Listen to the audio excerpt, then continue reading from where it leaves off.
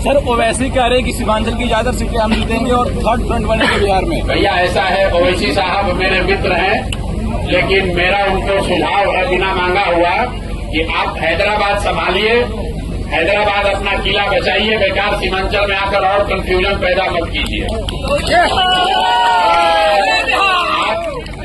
अगर आप हैदराबाद अपना संभाल लिए होते, अगर तेलंगाना में मुसलमानों का भला कर दिए होते तो यही बढ़िया होता।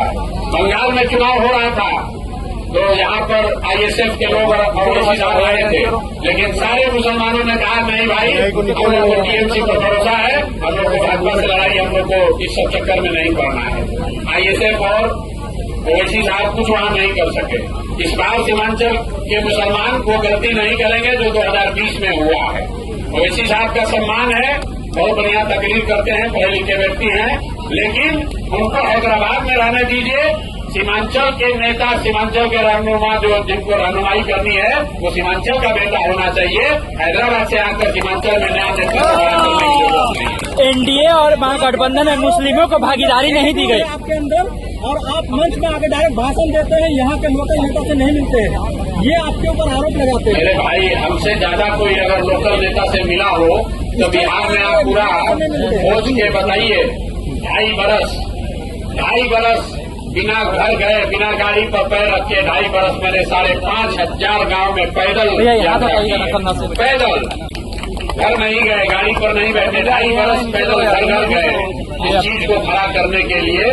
तो आपको उसमें अगर एटीट्यूड दिख रहा है, यहाँ दूसरा सब नेता आएगा हेलीकॉप्टर से, हम गाड़ी से चलते हैं और हमारे पार्टी के साथी भी गाड़ी से चलते हैं जो जनसुराज देता है, और दूसरे नेता अपने हेलीकॉप्टर भी चलता है और जो टिकट लेने जा रहा है उससे 1 करोड़ 2 करोड़ रुपया ले रहा है और कहता है कि हेलीकॉप्टर की खर्चा के लिए पैसा लिए हैं। और हम अपना पैसा साधन लगाकर यहाँ ये व्यवस्था बना रहे हैं कि गरीब से गरीब आदमी भी अगर चुनाव लड़ना चाहता है, राजनीति करना चाहता है, तो जहाँ तक हो सके उसकी मदद की जा सके। एनडीए और महागठबंधन में मुस्लिमों को भागीदारी नहीं दी गई, उस हिसाब से जिस हिसाब से संख्या है। भाई, मुसलमानों को भागीदारी इसलिए नहीं दी जाती है कि मुसलमानों को भागीदारी से ज्यादा भाजपा का डर सता रहा है। मतलब आजाद भारत के इतिहास में पहली बार बिहार में किसी एक दल जनसुराज ने, याद रख लीजिए भैया, 34 मुसलमानों को टिकट दिया है। लेकिन और यही नहीं, ताली इस पर मत बजाइए, हमने घोषणा ये की थी कि जहां से सीमांचल को छोड़कर हमने पूरे बिहार में जहां कहीं भी मुस्लिम विधायक हैं या कोई मुस्लिम प्रत्याशी है, वहां पर जनसुराज मुस्लिम विधायक प्रत्याशी नहीं देगा। तो हम लोगों ने वहां पर मुसलमानों को लड़ाया है जहां आपकी संख्या है, लेकिन कोई मुस्लिम विधायक पहले से नहीं है, कोई दूसरे दल का मुस्लिम प्रत्याशी नहीं है, ताकि कल होकर कोई इल्जाम न लगाए कि भैया ये मुस्लिम प्रत्याशी खड़ा करके इन्होंने वोट बांटा है। और इसके बावजूद टोटल 34 मुस्लिम साथी चुनाव लड़ रहे हैं जनसुराज के टिकट पर।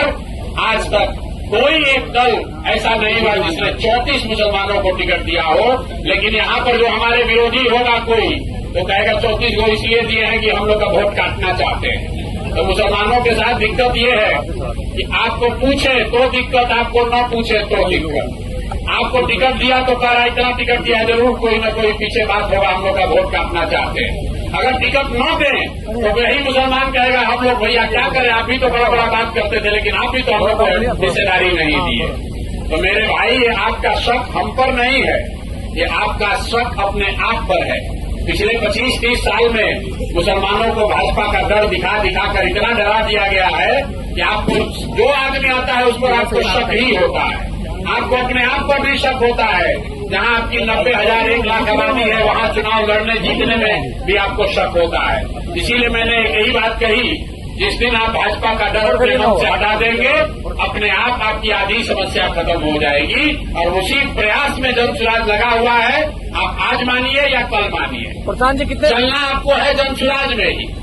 आपको लिख के दे देते हैं, आप 1-2 साल समय ले सकते हैं, लेकिन चलना आपको जनसुराज में ही है, क्योंकि जीतेगा जनसुराज ही, जीतेगा जनसुराज ही। आपको तय करना है भाई, और मेरा कोई अहंकार नहीं है।